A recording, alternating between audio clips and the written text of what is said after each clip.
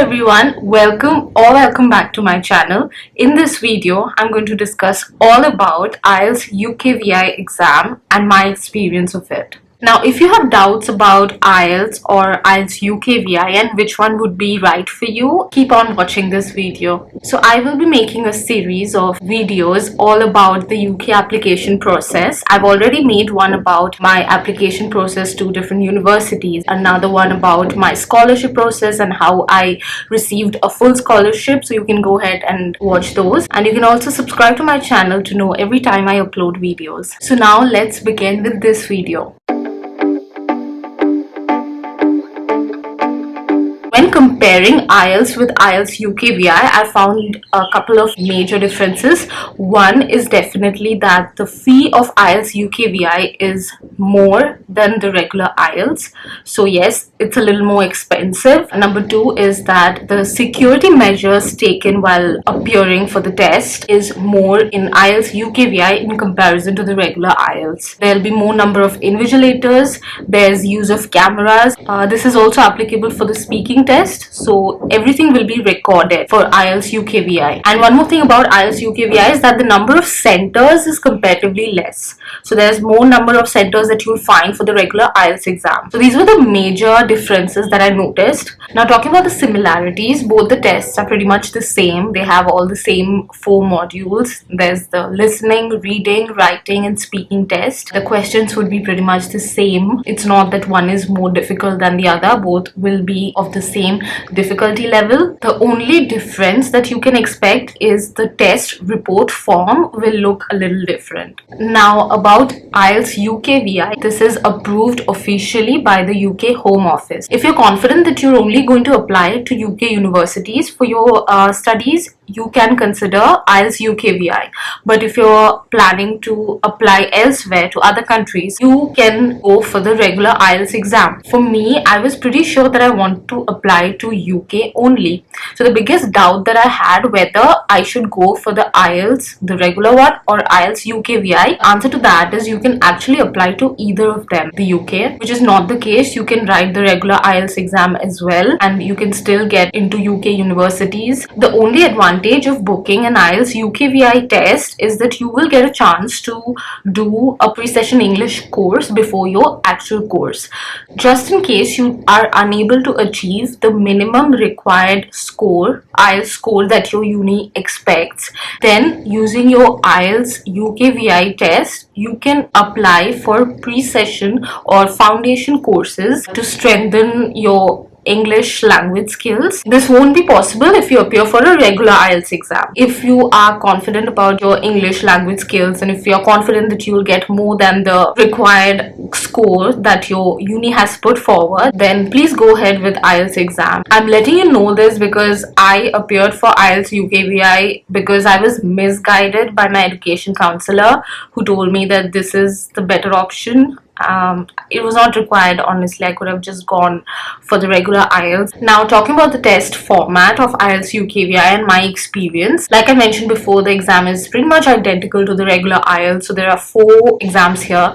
One is for listening, then reading, writing and speaking. Listening, reading and writing will be on the same day, whereas you can expect to do your speaking test 1 week before or after the main day. So you will be required to carry very limited things. For example, your passport is a must, and other than that, the stationery and stuff, what all you need to carry will be completely mentioned in the email that you receive after booking your test. So yeah, you need to carry your passport, you need to carry your stationery and things like that. Now there are a couple of things that I want you guys to be careful about. For example, for the listening test, you'll be given a headphone. Everyone in the room will be asked to check their earphone just to ensure that it's working properly, because once the exam begins, there's nothing that can be done, honestly, because you will just run out of time then. Because there's only one chance for the listening test. The passage or whatever is being read out is not going to be repeated twice or thrice. There's just one chance. So you can't really afford to have malfunctioning headphones. So it's better that you check properly.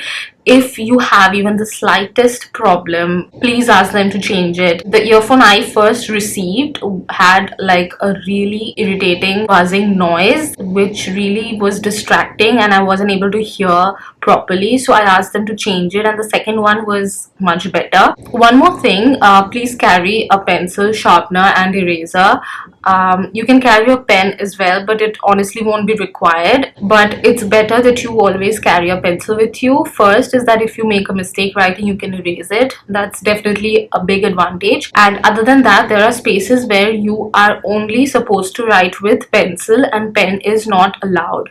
Now, I didn't face any issue with that because I was carrying like 2 or 3 pencils with me, but there was someone else in the room who wasn't even carrying one pencil. He just brought like 2 or 3 pens, I remember, and my god, that's a scary situation. And he ended up borrowing from someone. He was lucky that he was able to borrow from someone, but you're actually not allowed to do so. So just to be careful, just carry extra pencils. Now, when you're attempting the listening test, try to avoid any kind of distraction. Like I mentioned before, you'll only have one chance to write.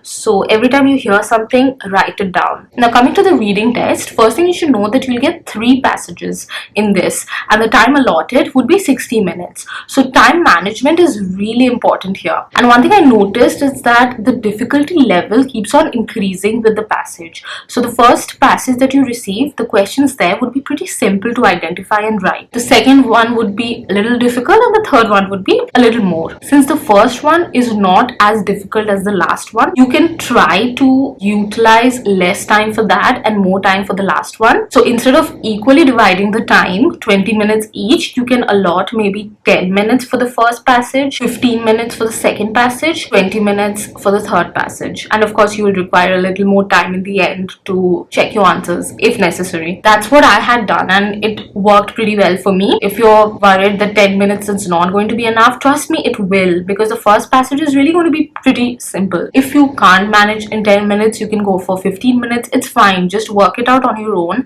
Work out with whatever would suit the best for you.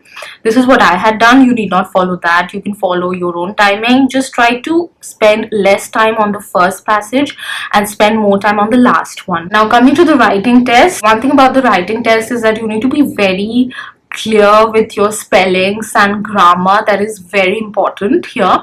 Other than that, try to have a neat handwriting. It's not that the handwriting will have marks of its own, no, but if the invigilators are not able to understand your handwriting, it just might affect your marks, right? Because if they don't know what you have written, how will they grade it? So try to have a pretty decent handwriting, if not excellent. So you'll be given 2 things to write for the writing section. The first one can be attempted in 20 minutes and the second one in 40 minutes. This is what is advised even in the official like IELTS website. Now, coming to the speaking test, I had my speaking test about 1 week after the main exam day. Something that you will need to remember doing for the speaking test is keep talking. Of course, what you say should make sense, but just keep talking. Just express everything that you know about what is being asked, and don't stop. Don't speak less than what you're expected to speak, because if you do that, it kind of shows that you have run out of ideas. That's not a good thing. Now, while talking, you should also ensure that you talk on point. Whatever you are speaking should make sense, definitely, but it should also answer the questions that are being asked. And if you are wondering, pronunciation doesn't matter. That's what I've understood. So don't try to use any accent. They're not going to increase or reduce your marks depending on your pronunciation. Just speak how you usually speak. It is actually the vocabulary that matters, and how you speak and your ideas, whether or not they're clear, whether or not you know how to convert your thinking into words. That's what matters. There's a little tip that I would like to give based on the mistake that I made. So you might already know that the speaking test has 3 sections. In the first section, they'll ask you a couple of personal information, and in the second part, they'll ask you something based on your personal experience and based on your own perspective. And in the third section, you'll be asked to speak on a general perspective, nothing personal. So during my speaking test for the third section, where I'm expected to speak from a general point of view, and I got a little carried away with the topic. It's something that really fascinated me. So I ended up including my own point of views in that, and it's only later that I realized what I had done. So don't make that mistake. Don't get carried away with what you're speaking. Be clear in your head what you need to talk about. So yeah, this is a tip that I'd really like you to remember, because it really matters. It's very important. Now, if any of you are curious about my test scores, I have received an 8.5 for listening, 8 for reading, 7.5 for speaking, and 6.5 for writing. So my overall band score was 7.5. So that was pretty much everything that I wanted to cover. I hope I was able to clear your doubts. If you still want to ask anything, let me know that in the comment section. I'll try to help you out. Thank you so much for watching. Please like and share this video to show your support. It would really mean a lot. And please subscribe to my channel to know every time I upload a video. Thank you so much for watching, and I'll see you guys very soon. Goodbye.